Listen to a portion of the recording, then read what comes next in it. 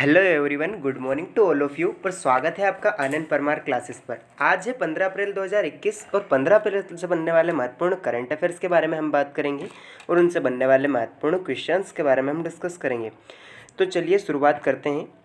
हौसलों के तर्कस में कोशिश का वो तीर जिंदा रखना, हार जाओ चाहे ज़िंदगी में मगर फिर भी जीतने की उम्मीद जिंदा रखना। तो दोस्तों, एक बार नाकामयाब होंगे, दो बार होंगे, लेकिन अगली बार आपकी जो मेहनत है वो ज़रूर रंग लाएगी।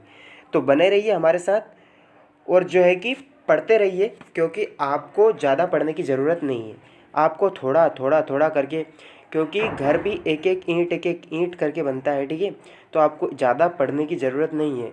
बोले हम 17 घंटे 18 घंटे पढ़ेंगे, उसके पश्चात जो है कि जॉब में हमारे चांसेस है, तो ऐसा कुछ नहीं है। आप 4 से 5 घंटे पढ़ लीजिए, आपका सिलेक्शन पक्का है, ठीक है। वैसे भी अभी कोई सा जो है कि वैकेंसी का नोटिफिकेशन नहीं आ रहा है, आपका सारी एग्ज़ाम्स क्लियर जो है कि कैंसिल होती जा रही है, ठीक है। तो देख लेते हैं, हमारा आज का पहला प्रश्न है, अंतरिक्ष कार्यक्रम के लिए संयुक्त अरब अमीरात की जो पहली महिला अंतरिक्ष यात्री का नाम क्या है?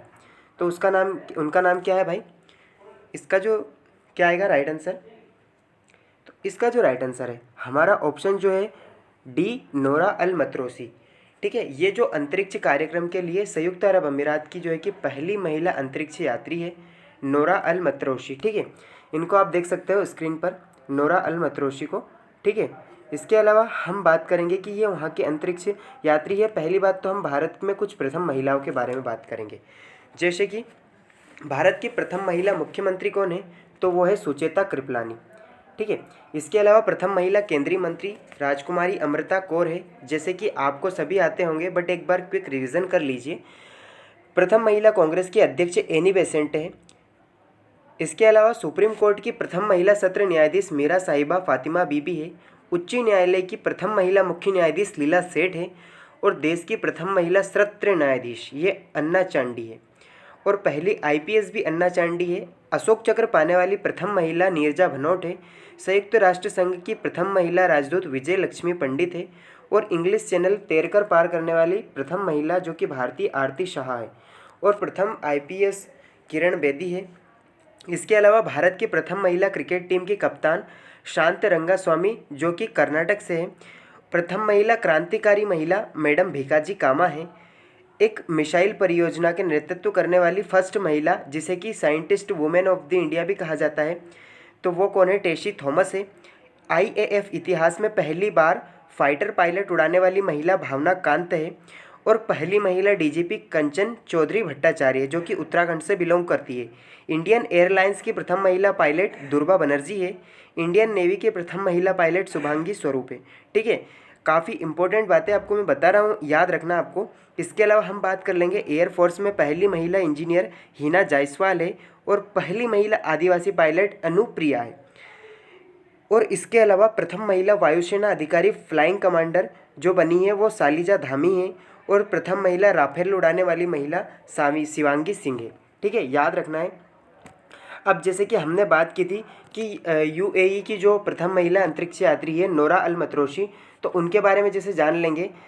तो ये जो कि टेक्सास के ह्यूस्टन है, यहाँ के नासा जॉनसन स्पेस सेंटर से इन्होंने प्रशिक्षण लिया है। और ये संयुक्त अरब अमीरात में अपने अंतरिक्ष कार्यक्रम के लिए जो है कि 2 अंतरिक्ष यात्रियों को नामित किया गया था, जिनमें से देश की पहली महिला अंतरिक्ष यात्री जो है कि नोरा अल मतरोशी बनी है। याद रखना, इंपॉर्टेंट क्वेश्चन है। इसके अलावा भारत ने किसको जो है कि 100 करोड़ रुपए की गश्ती पोत पीएस जोरास्टर उपहार में दिया है? तो भाई लोग किसको दिया है? इसका जो राइट आंसर है ऑप्शन हमारा जो डी आएगा, सेशेल्स, ठीक है। सोशल जो सेशेल्स देश है, इसको जो है कि पीएस जोरास्टर उपहार में दिया है। अब ऑप्शन में बात की गई है, मॉरिशस की राजधानी पोर्ट लुइस है। श्रीलंका की श्री जयवर्धनेपुरम कोट्टे है। बांग्लादेश की जो है कि ढाका है, ठीक है। सेशेल्स की राजधानी विक्टोरिया है। इसके अलावा इतनी ही इंपॉर्टेंट बातें, जैसे कि आप देख सकते हो पीएस जोरास्टर, ये कि 2005 में निर्मित एक जहाज़ है, जो कि भारत का पूर्णतः स्वदेशी जहाज़ है, डीजल इंजन। और ये जो है कि सेशेल्स को अभी गिफ्ट करा है भारत सरकार ने, ठीक है। इसके अलावा हम देख लेते हैं, हमारा अगला प्रश्न है, किस राज्य के मुख्यमंत्री ने 14 दिवसीय मास्क अभियान शुरू किया है? तो भाई लोग किसने किया है? इसका राइट आंसर क्या आएगा? तो इसका जो राइट आंसर है हमारा ऑप्शन जो है कि बी आएगा, ओडिशा। ओडिशा राज्य के जो राज्य मंत्री हैं, मुख्यमंत्री, उन्होंने 14 दिवसीय मास्क अभियान को शुरू किया है। अब ये मास्क अभियान को ओडिशा में शुरू किया गया है, तो ओडिशा के बारे में हम बात कर लेंगे। जैसे कि ओडिशा राज्य की राजधानी भुवनेश्वर है, इसकी स्थापना 1 अप्रैल 1936 को की गई थी। इसको जो है कि कलिंग और उत्कल के नाम से भी जाना जाता है, और यहाँ पर प्रमुख रूप से उड़िया भाषा चलती है। ठीक है। जो उड़ीसा राज्य है वो छत्तीसगढ़, जैसे कि आप मैप में देख सकते हो, झारखंड, पश्चिम बंगाल और आंध्र प्रदेश, इतने राज्यों से घिरा हुआ है और बंगाल की खाड़ी से सीमा लगाने वाला एक राज्य है। विधानमंडल इसका जो है कि एक सदनात्मक है, और विधानसभा की कुल 147 सीटें हैं, लोकसभा की 21 सीटें हैं और राज्यसभा की 10 सीटें हैं। यहाँ का राजकीय पशु सांभर है, राजकीय पक्षी हुदहुद है। यहाँ के वर्तमान जो मुख्यमंत्री है नवीन पटनायक है, और राज्यपाल गणेशी लाल है। यहाँ पर प्रमुख रूप से जो है कि पर्यटन स्थल जैसे जगन्नाथ मंदिर, कोणार्क का सूर्य मंदिर जो कि ब्लैक पगोड़ा के नाम से पूर्णतः सौर ऊर्जा से संचालित मंदिर जो है पूरी उड़ीसा में ये स्थित है। यहाँ पर नंदनकानन चिड़ियाघर आपको जो कि भुवनेश्वर में स्थित है मिल जाएगा आपको। ओडिशा में एक इम्पोर्टेंट बात यह है कि केंद्रीय चावल अनुसंधान केंद्र जो कि कटक में है। ठीक है। इसके अलावा जो है कि अंतर्राष्ट्रीय चावल अनुसंधान केंद्र ये कहाँ पर है, आप मेरे को कमेंट सेक्शन में बताएंगे कि जो अंतर्राष्ट्रीय चावल अनुसंधान केंद्र कहाँ पर है। ठीक है। सबसे बड़ा बांध हीराकुंड बांध जो कि महानदी पर स्थित है। ठीक है। इतनी बातें इंपॉर्टेंट है। इसके अलावा मेरा मास्क मेरा जो है कि मेरा मास्क मेरी सुरक्षा ये अभियान किसका है, तो ये किस राज्य का अभियान है, ये भी आपको कमेंट सेक्शन में बताना है। ठीक है। पिछले जो है कि वीडियो में मैंने आपको बताया है कि मेरा मास्क मेरा अभियान, और जो है कि अभी जैसे कि इसने 14 दिनों के लिए मास्क का अभियान चलाया है, तो आपको कमेंट सेक्शन में बताना है कि मेरा मास्क मेरा अभियान किसने चलाया है। ठीक है। इसके अलावा हम बात कर लेते हैं छत्तीसगढ़ वीरनी पुरस्कार से उद्घाटन संस्करण के लिए किसे चुना गया है, तो इसका राइट आंसर क्या आएगा। छत्तीसगढ़ वीरनी पुरस्कार से किसे जो है कि नवाजा गया है, तो ये जो दूती चंद है इनको जो है कि छत्तीसगढ़ वीरनी पुरस्कार से नवाजा गया है, और ये छत्तीसगढ़ से बिलोंग नहीं करती है, ये ओडिशा से है, लेकिन इनको जो है कि छत्तीसगढ़ वीरनी पुरस्कार से नवाजा गया है, जैसे कि आप देख सकते हो इनको स्क्रीन पर। ठीक है। अब इनको नवाजा गया है, तो कुछ इंपॉर्टेंट पुरस्कार के बारे में हम बात कर लेंगे जो अभी हाल ही में दिए गए हैं। जैसे कि हम बात करेंगे 66वां फिल्म फेयर अवार्ड जो कि सर्वश्रेष्ठ अभिनेता इरफान खान को दिया गया है। IUCN अंतर्राष्ट्रीय रेंजर अवार्ड महेंद्र गिरी को दिया गया है। और जो 2011 में बहरीन ग्रैंड प्रिक्स, ये यानी कि मैं अंतर्राष्ट्रीय और राष्ट्रीय सभी पुरस्कार आपको एक में ही करवाऊंगा, तो आपको अच्छे से याद रहेंगे, इसलिए याद रखना इन सभी को। तो 2021 में बहरीन ग्रैंड प्रिक्स में किसने जीती है, लुइस हैमिल्टन ने, और इनको सर की उपाधि दी गई है। ठीक है। राष्ट्रीय फिल्म पुरस्कार में जो है कि अभिनेता मनोज वाजपेयी को जो है कि बेस्ट एक्टर का अवार्ड दिया गया है। 51वां दादा साहब फाल्के पुरस्कार रजनीकांत को दिया गया है। अब दादा साहब फाल्के पुरस्कार है, तो ये सबसे पहले देविका रानी रोरिक को दिया गया था, और इसे 1969 से स्टार्ट किया गया था। इसके अलावा हम बात कर लेंगे, हमारा अगला प्रश्न जो है, निम्नलिखित में से किस राज्य में उन्नत पुरातन प्रबंधन प्रणाली का उद्घाटन किया गया है। तो भाई लोग किस राज्य में किया गया है उन्नत प्रबंधन, जो कि उन्नत पुरातन प्रबंधन प्रणाली, तो ये इसका जो राइट आंसर है ऑप्शन हमारा ए हो जाएगा, गोवा। गोवा राज्य में जो है कि उन्नत पुरातन प्रबंधन प्रणाली जो है कि शुरुआत की गई है। अब गोवा की बात की गई है, तो हम जान लेते हैं गोवा के बारे में पहले इंपॉर्टेंट बातें। जैसे कि गोवा की राजधानी क्या है, पणजी, और यहाँ के मुख्यमंत्री कौन है, तो प्रमोद सावंत है, और यहाँ के राज्यपाल भगत सिंह कोश्यारी है जो कि महाराष्ट्र के हैं, और इनको अतिरिक्त कार्यभार दिया गया है। गोवा जो है कि महाराष्ट्र कर्नाटक, यानी कि महाराष्ट्र और कर्नाटक दो राज्यों से सीमा बनाता है, और ये जो है कि हमारा अरब सागर है उससे सीमा लगाता है। ठीक है।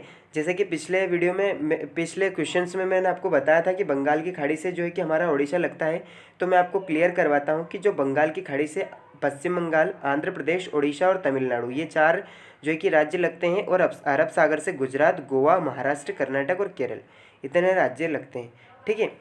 अब अरब सागर से ये लगता है, तो कुछ इंपॉर्टेंट जैसे बात करेंगे, जैसे अरब सागर में गिरने वाली नदियाँ कौन कौन सी है, तो साबरमती, लूनी, मांडवी, भारतपुजा, नर्मदा, माही, ताप्ती, सोन, जखाम, जवाई, सिंधु, झेलम, चिनाब, रावी, सतलज, व्यास। ठीक है।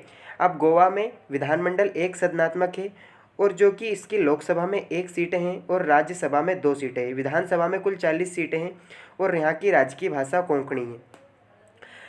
अच्छा, कोंकणी को जो है कि भारतीय अनुसूची यानी कि संविधान में कब जोड़ा गया, तो इसका आपको राइट आंसर लगाना है कोंकणी भाषा को कब जोड़ा गया है। 3 भाषाओं को एक साथ जोड़ा गया था, हिंट दे रहा हूँ, ठीक है, बताना है। जैसे कि मैंने पिछले वीडियो में ट्रिक भी बताई थी उसकी, तो जो है कि कोंकणी भाषा को कब जोड़ा गया है आपको बताना है। हाल ही में नौकायान के लिए खेलो state centre for excellence India का उद्घाटन कहाँ पर किया गया है। तो भाई लोग कहाँ पर किया गया है, इसका राइट आंसर टिक करना है आपको। पहली बात तो ये कि जो India state centre for excellence India, ये क्या है, तो ये जो नौकायान होगा यहाँ पर खेल प्रतियोगिता होगी, इसका उद्घाटन किया गया है यहाँ पर। तो कहाँ पर किया गया है, ये श्रीनगर में किया गया है, यानी कि जम्मू कश्मीर में किया गया है। अब जम्मू कश्मीर में किया गया है, जिसे आप देख सकते हो जम्मू कश्मीर में।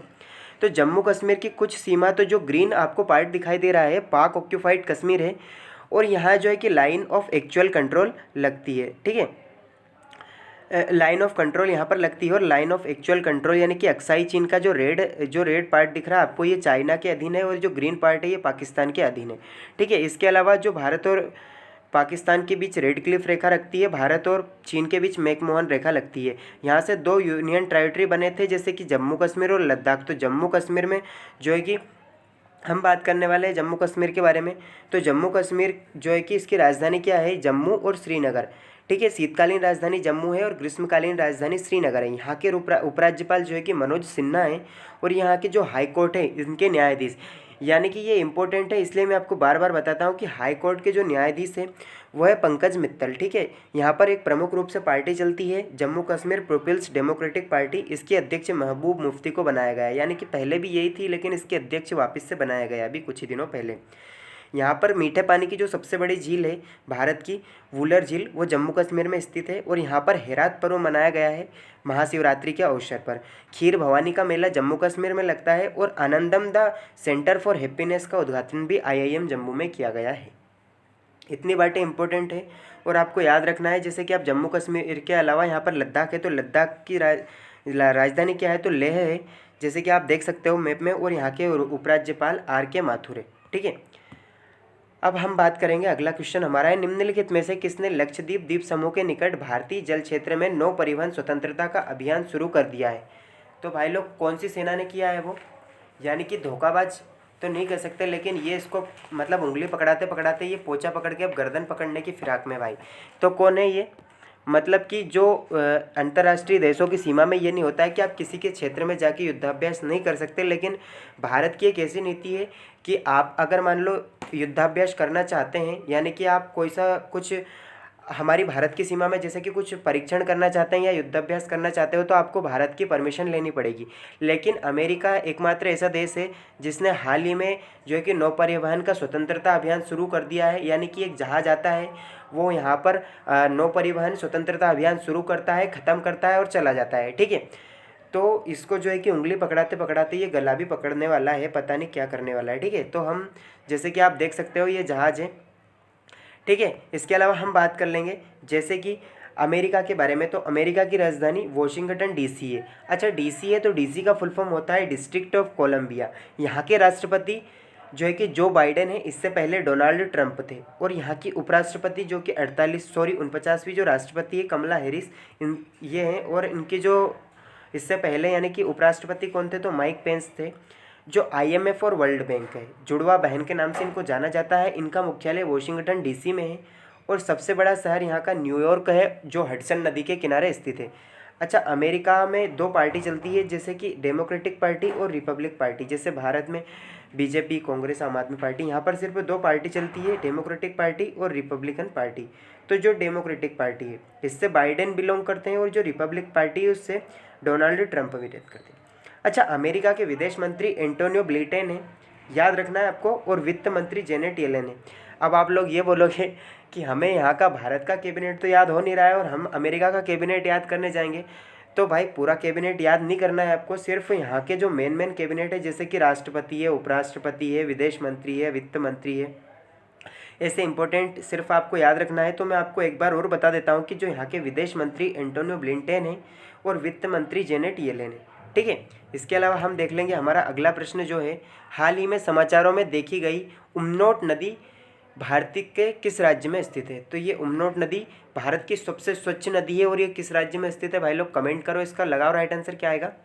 ये जो उमंगोट नदी है ये जो कि मेघालय में स्थित है और यहाँ पर एक बांध बनाने की 120 मेगावाट बिजली जो है कि पन बिजली यानी कि पानी से उत्पादित होने वाली बिजली एक परियोजना बनाई जाने वाली है मेघालय में, ठीक है। तो इससे अगर इसका ये बांध टूटता है तो कुल 12 जो है कि गाँवों में यानी कि बाढ़ आने की आशंका है। जो किसान हैं उनके जो है कि कमी आ जाएगी यानी कि उनकी उपजता में। तो जो उमनोट है यानी कि उमनोट नदी है, इस पर जो है कि मेघालय में बांध बनाया जा रहा है 120 मेगावाट का, ठीक है। जैसे कि आप देख सकते हो मैप में इतनी स्वच्छ नदी है कि आपको पानी भी दिखाई नहीं देगा, ठीक है। देख लेते हैं आज का हमारा अंतिम प्रश्न जो है, हाल ही में किस देश ने अपने लास्ट गोल्डन सिटी की खोज की घोषणा की है। तो भाई लोग किसकी घोषणा की है, कौन से देश में पड़ता है, ये ऑप्शन आपके सामने स्क्रीन पर दिए हुए हैं। तो इसका जो राइट आंसर आएगा हमारा ऑप्शन सी यानी कि मिस्र देश आ जाएगा। तो मिस्र देश में जो है कि लास्ट गोल्डन सिटी की खोज की गई है। अब यहाँ पर जैसे कि गोल्डन सिटी है तो ये अंतिम गोल्डन सिटी है, ठीक है। इसके अलावा यहाँ पर बात की गई है इथोपिया की राजधानी आदिस अबाबा और पाकिस्तान की आप सभी को पता ही है, ठीक है। पाकिस्तान की इस्लामाबाद राजधानी है और मिस्र की राजधानी काहिरा है। इसके अलावा जो मिस्र देश है वो हमारा अफ्रीका महाद्वीप में पड़ता है। अच्छा, कुछ दिन पहले जो है कि एवर गिवन नामक जो जहाज़ है वो स्वेज नहर में जो है कि फंस चुका था। तो यहाँ का जो अर्थव्यवस्था में काफ़ी डगमगा गई थी। तो हम बात करेंगे यहाँ पर, जैसे कि आप देख सकते हो इजिप्ट यानी कि मिस्र, इजिप्ट को ही मिस्र के नाम से जाना जाता है। यहाँ पर स्वेज नहर है और स्वेज नहर जो है कि 139 यानी कि 169 जो है कि किलोमीटर लंबी है और 1959 में इसकी स्थापना की गई थी, ठीक है। 1869 में इसकी स्थापना की गई थी, इसको बनाया गया था। अब यहाँ पर बात की गई है इजिप्ट, जैसे कि आप देख सकते हो यहाँ पर स्वेज नहर है, इजराइल की राजधानी जेरूसलम है। अब ये अफ्रीका में तो हम बात करेंगे, जैसे कि अफ्रीका को यूरोप से अलग करती है और जो मेडिटेरियन सी और जो कि रेड सी है यानी कि लाल सागर और भूमध्य सागर, इन दोनों को जोड़ने का काम करती है स्वेज नहर, ठीक है। इसके अलावा अफ्रीका में क्या महत्वपूर्ण है, तो एशिया के बाद दूसरा सबसे बड़ा महादेश है और यहाँ पर मेडागास्कर जल संधि भी है, ठीक है। ये मेडागास्कर जो संधि है हिंद महासागर में स्थित सबसे बड़ा द्वीप है, ठीक है। ये अफ्रीका के जो दक्षिण पूर्व भाग में स्थित है और यहाँ पर वास्को डिगामा जो है कि भारत यहाँ से आया था, ठीक है। इसके अलावा हम बात कर लेंगे सबसे पहले जो है कि मानव के प्रमाण कहाँ से मिले थे, तो जो है कि यहाँ से अफ्रीका से ही मिले थे। अच्छा, एक इम्पोर्टेंट क्वेश्चन मैं आपको करवाने वाला हूँ, जैसे कि आप देख सकते हो कि जो रेखाएं हैं भूमध्य रेखा, मकर रेखा और कर्क रेखा, इसको दो बार काटने वाली नदियाँ, तो वो कौन कौन सी है।